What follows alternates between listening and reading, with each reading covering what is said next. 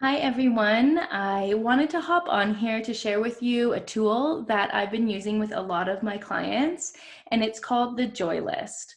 I am realizing more and more in my personal life and all the work that I do in clients how much focusing on joy has radical power to create so much change in our lives, push us towards our goals, and really be a catalyst for positive change in our lives.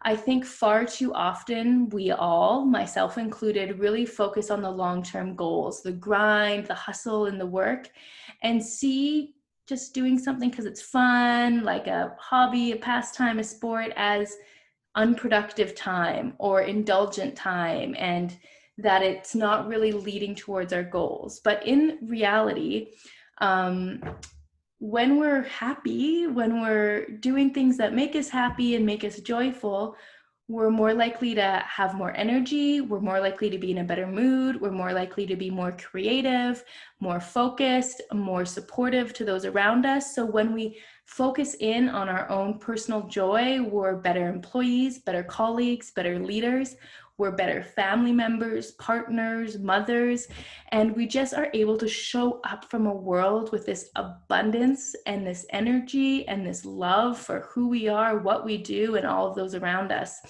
And I think far too often we see anything that's just fun or that brings us joy with a lot of guilt.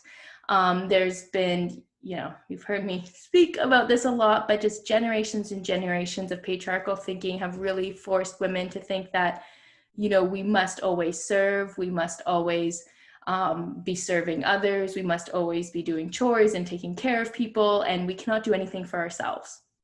But in reality, sometimes investing in ourselves is the most transformative thing we can do for others. And the interesting thing is a lot of our goals are way more tied to joy than we think. In kind of the coaching world, we do talk a lot about like the why under the why. So a lot of times when people come to me, they have their, specific goals. Is I want to work with a coach because I want to accomplish this. But then after a few sessions and we really dig deep of what do you truly want? And sometimes the goal is just kind of masking a deeper desire, often a sense of feeling that they want to have. And lots of times it's for the women that I tend to work with, a loss of, they're craving a sense of purpose, but also they're craving a lot more joy in their lives. There's just a lack of vibrancy, and they've identified, and we all do it, specific goals or steps that might bring us more joy. So what I'm working with many of my clients right now, is building more joy in their day-to-day lives right now, because I don't want to have them have to wait until they change their jobs or they launch that project that I'm helping them launch, or they make this huge shift in their lives in a year to actually feel the joy. I want them to start feeling it now, because we all deserve to lead joyful, happy lives. And also because when they're happier, they're way more likely to accomplish all their other goals. So I've been assigning a lot of them the homework of doing a joy list. And that's what I wanted to share with all of you here today.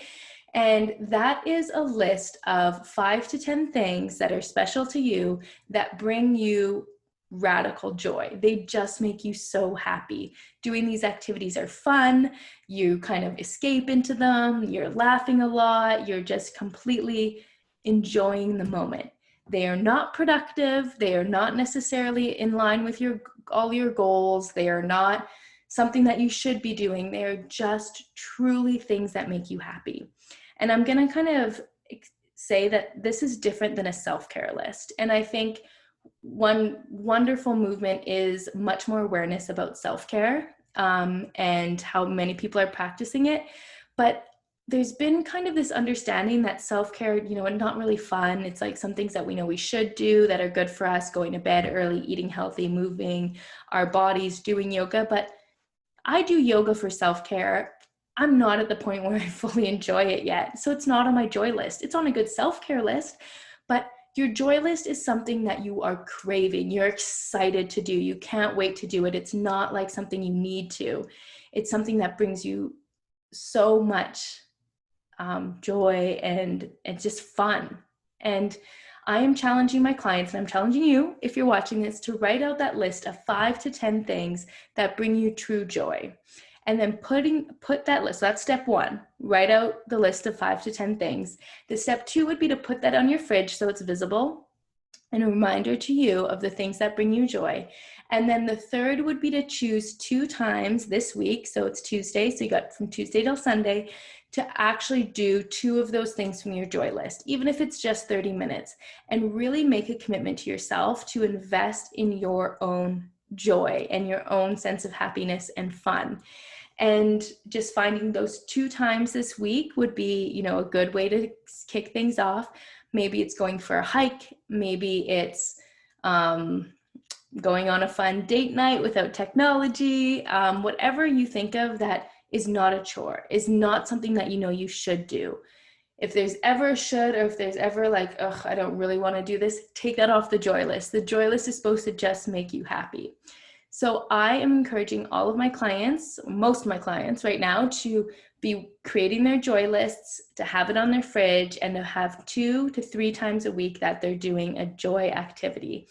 And so far, the ones that have been working on it, it's been incredible, because it's really the eye-opening experience of realizing that when we invest in ourselves, when we do something that's just fun for us, and there's some guilt there. I work with a lot of women, a lot of moms. There's a lot of guilt about using time to invest in themselves. But if we can just kind of push that aside and do it, so many of them are realizing that, oh, that next day I was in this really good mood, and I had this great day with my kids, or this great day with my husband, or I had so much more energy that night that I accomplished all these things. Investing in you will be the most transformative thing you can do for all other areas of your life where you want to serve. So I would just love to support each one of you and hear about your joy lists. Anything at all that brings you happiness, makes you laugh, is fun.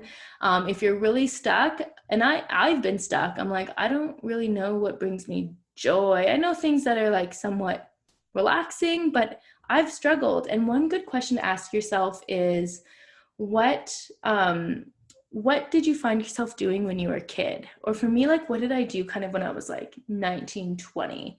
When responsibilities weren't really as big and I could just kind of do what I wanted. How did I choose to use my time then? And using that information to create my joy list. I would love to hear how this goes for you. And if you're stuck, you can always message me on Instagram. I would love to do some free support of helping you create a joy list. And if you write one, I would love to see it. So send me a picture or post it to your story and share it and give me a tag. And I would absolutely love to see these joy lists. And if you're stuck, I'm here to help. Okay, thanks so much, everyone.